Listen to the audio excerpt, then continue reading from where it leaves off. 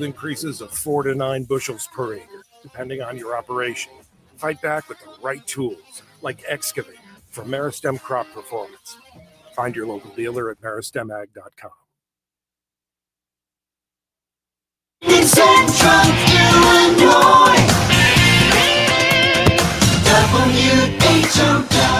Top of the morning. Thanks for being with us. I'm your host today, Seth Lawrence. The WHOW Morning Show streams to Facebook and YouTube. It's brought to you by Peterson Insurance, your Pekin Insurance agent in Clinton. Stephanie Coonce, Executive Director of Encore Developmental Services, in studio with us today. Good morning, Stephanie. Good morning, Seth. Good to see you in this new year. How are things going at Encore lately? Things are going well. Yeah? It's been, a lot of fun through the holiday times, and it's Valentine's Day today. That's right. So lots of things been going on the last couple of days. Chocolate dipped strawberries and dance parties yesterday in our programming room today. Gotcha. Lots of other fun things. You've got the place decked out in pink and hearts and all those things. Yeah. Good. Yeah, I think, they've been making cards and a lot of more cards to give to people instead of just decorations. I think this year we've had some people who have been out sick and some other stuff going on. So there's been a lot of giving. I see. Now, judging by the fact you're here this morning talking about Encore leads me to believe you're not closed. No, we are definitely open. Encore Services is open and our thrift store is open and doing business Tuesday through Saturday.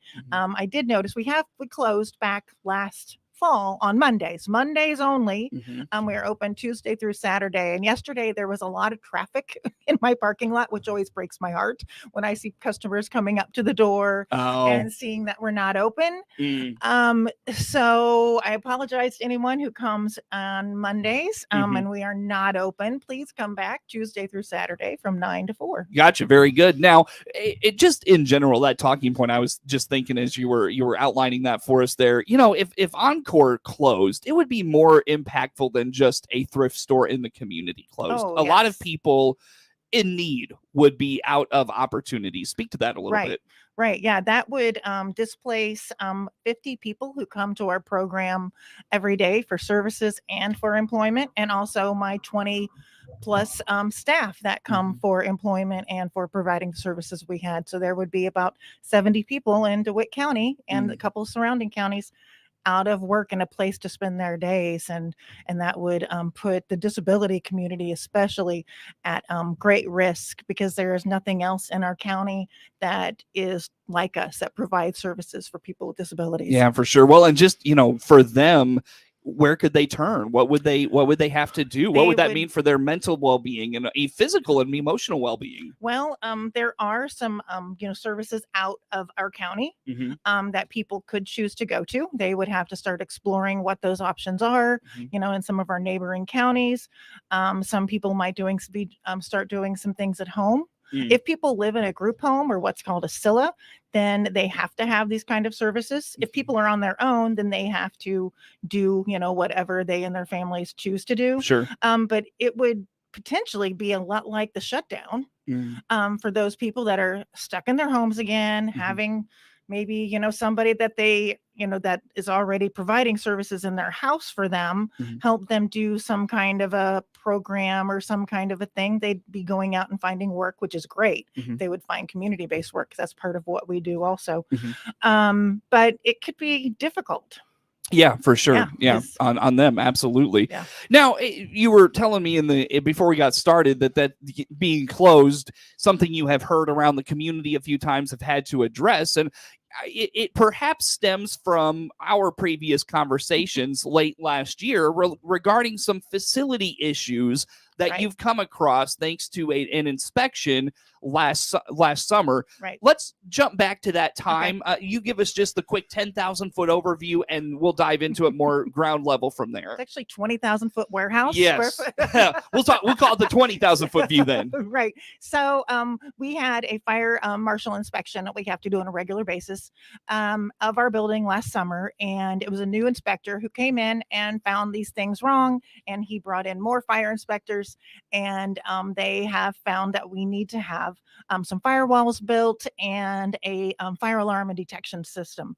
So with that, we started also discovering that, we already knew that there is greater need in our community and surrounding areas for providers like us. And every week, probably we get 2 or 3 referrals for people looking for our kind of services.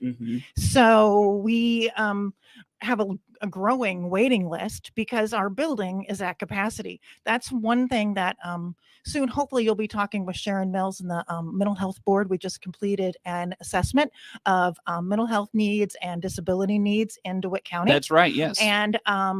And so with that, one of the big things is infrastructure for people with disabilities. That is an issue. And there are people that are seeking assistance, and we don't have the capacity right now. So hopefully, we're working with an architect from out of Forsyth who are developing a plan to mitigate the fire marshal needs and take care of those things first. That will be a priority. And then also hopefully to build those walls, firewalls that we need, and be able to expand our services and build more spaces into that 20,000 square foot warehouse that will provide more employment opportunities, better facilities for sorting things, and also create more program space. Yeah. So it sounds like since you and I talked, and I think we came to the conclusion during before we got started that it was before Christmas. So back to 2022, it sounds like in that time since we talked last, there's a lot more clarity on this. And do you feel a lot better about it? Or like, how do you feel about things?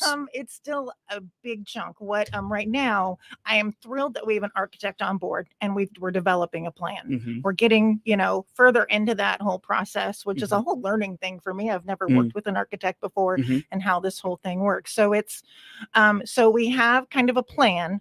Now what we have to do, sort of, because I have to my dreams, what I want, we have this great plan, and part of it would expand the services, expand the stores, add for people who shop in our store, it would add bathrooms. And that's a big deal for people who shop in the store. The bathrooms, you have to go out and come around into the other part, and this plan includes bathrooms, but the dream plan is quite expensive.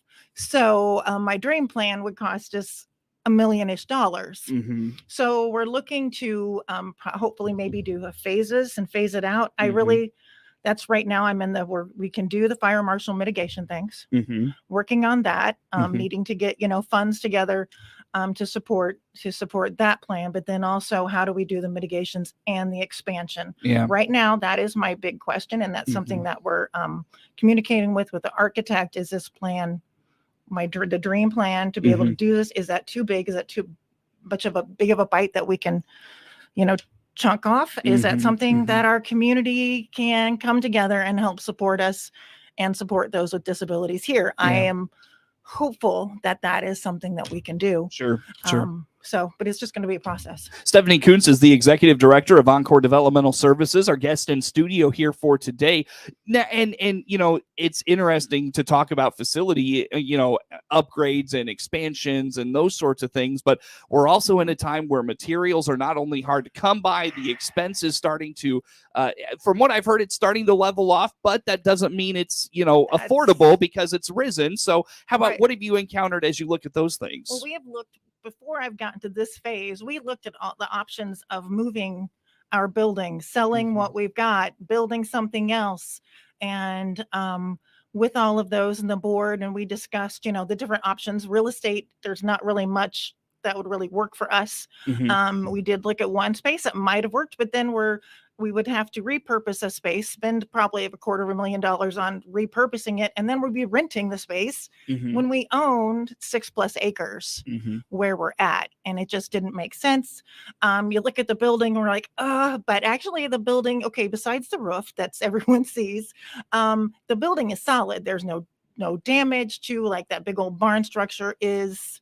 It doesn't have rot and termites or any of that stuff, but it's all nice and solid. So we have a structure. The bones are good. Yeah, right. We just have to make it work better for us. Yeah. And so that's where we are at, is we are looking at making that better. And then maybe in my dream world, in 10, 15 years, maybe before I retire, we build something else at the front of the building, at front of our property, for like a storefront or, so. Yeah. So you mentioned taking care of the fire marshal things first. Right. Is that something Encore can afford at this time, or are you going to have to fundraise for that? We are, I'm grant writing, Mhm. and also fundraising and looking at all those different revenues for the first phase. Yeah. Surely the fire marshal's office would come in and tell you have to do all these things and then maybe point you in the direction of some grants you can apply for. No. That's not how that works, huh? They come in, they tell you all of your violations. And then they leave. Yes. Ah. Actually, they've been supportive through phone calls and through emails. If I have a question, the fire marshal that we're working, he's been very supportive. It's good to hear. They did tell me when I had 5 fire marshals around me after they came for that second tour that they were not there to shut us down. They were going to work with us. So this is positive. And so what they Have you felt that though? I don't know. Okay.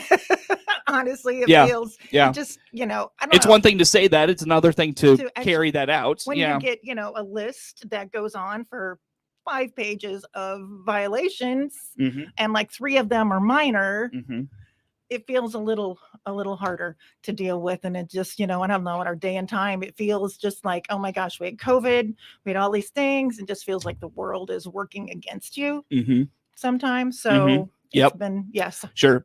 Well, I'll tell you what, Stephanie, let's take a quick time out. We'll come back. We'll maybe continue that funding and fundraising discussion a little bit and talk some more as well. Stephanie, where do folks go to learn about all things Encore Developmental Services? The easiest thing to go to is our Facebook page at Encore Services. Very good. Stephanie Coonce, Executive Director of Encore Developmental Services, our guest in studio. More to come on The Morning Show.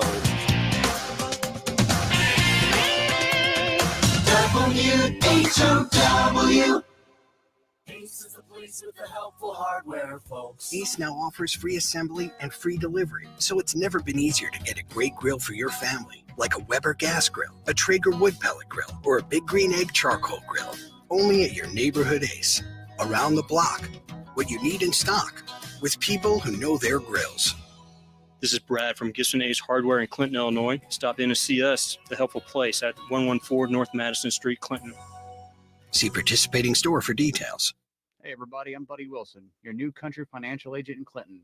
Let me help you protect what's important to you at a price you can afford. You can do this by clicking on my icon at DeWittDailyNews.com. For the latest in Central Illinois agricultural news, visit IllinoisFarmRadio.com. Get updated information on markets, weather, ag news, local interviews with NAFB farm broadcaster Jared White, and much, much more. All at IllinoisFarmRadio.com.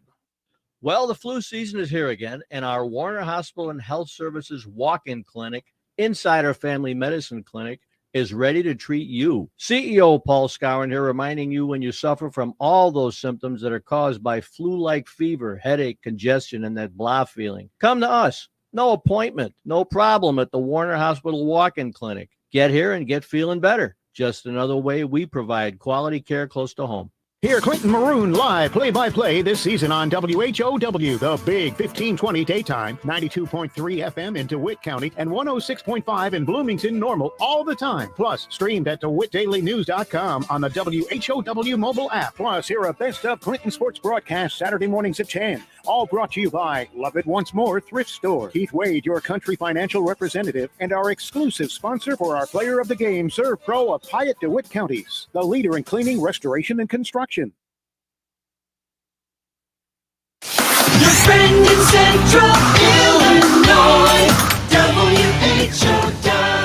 Once again, a good morning. Thanks for being with us. I'm your host today, Seth Lawrence. The WHOW Morning Show is streaming to Facebook and YouTube. It's brought to you by Peterson Insurance, your Pekin insurance agent in Clinton. Again, Stephanie Coonce is the Executive Director of Encore Developmental Services, my guest in studio for today. Stephanie, we're talking in the last segment about all these things that Encore is going to have to do to improve its facility. And it sounds like you've narrowed it down to at least going to stay in place where you're at and just try to make improvements, raise money, all those things. Yes. Let's go back to that a little bit. Talk a little bit about what you're doing to pursue, whether it's grants, whether it's, whether it's fundraising. What have you come up with? Right. So far, we've submitted some grants, in the process of writing a couple of new ones right now. Submitted a rather large grant to the state that is directed at human services nonprofit agencies, specifically those looking to mitigate fire marshal life safety violations. So, and expand services. So I am crossing all my fingers and toes, but there were over 1,000 applicants, and I think they have 60 grants available. Oh wow! So I'm hoping mine shines. Yeah. Now, And do you have a lot of experience in grant writing? Are you bringing in someone to do that for you? How? Not yet. So we're thinking about bringing someone in. I have experience writing grants here locally and with some other, local corporations. And so I do write some grants that do provide, like we have a grant that provides services for our employment services program that Right. is grant driven, and the proceeds from the thrift store cover that. A lot of the people that you'll see in the store working are funded through that grant. Okay. So but also fundraising, working with a financial manager expert to help us wisely, how much funds can we use out of what we have without putting our current services in jeopardy. Yeah. So just trying to balance all of that, and also obviously some fundraising is going to be happening, looking at grant writers so it doesn't stretch me too far. Right. But also it's letting go. Yeah. Yeah. So Well, just get control. so how about fundraising? I mean, anything come to mind in terms of what you can do? I know shopping at the store is a great way for the community to support what you're doing. How about some of that? Along with shopping at the store, while you're at the store, you can just we have a donation box that very soon, once I have my official architect's plan, we'll have that out there. You can just drop checks in there. You can come. You can actually I'm working on a system where you'll be able to just donate when you purchase. Also, you can always just call us. Also looking at some other ways of solidly, right now you can go to our Facebook page and to our website and donate through PayPal, but I'm looking at some specific modes of getting that out there in an easier way for people to just say, hey, I'm going to donate this way, click a button, do the QR code. We'll also be doing like some grassroots fundraising as it gets warmer.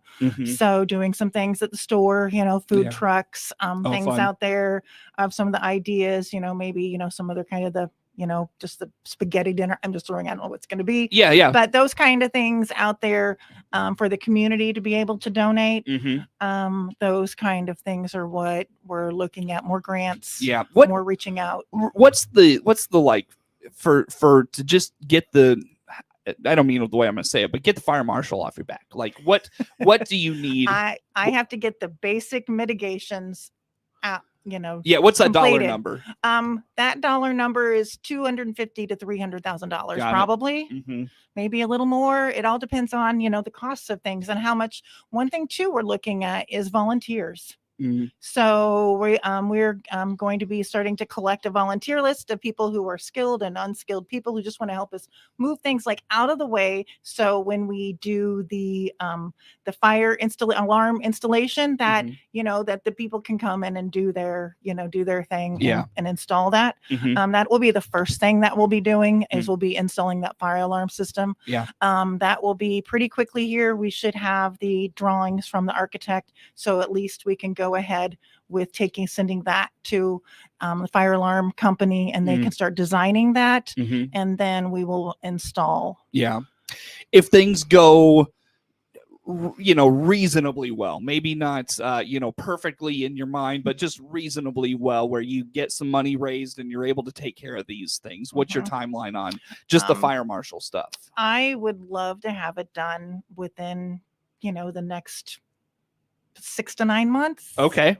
I don't know if that's too fast or too slow in the way things work with, because then we'll have to go into the bidding process, and it all depends how that funding comes too. If we get funding through a grant, there could be a lot of stipulations on how all that works. Yeah. Mhm. So How you so bid and all how, that. yeah. Well, Mhm. there's definitely one I'm looking at. We'll have, the bidding system is different, certain contractors that we need to use Mhm. for that process. Yeah. So. A lot of people may wonder, Stephanie, as you're going through all of this, how are you able to keep your DHS license and all of those things? What's the Right. status of some of that?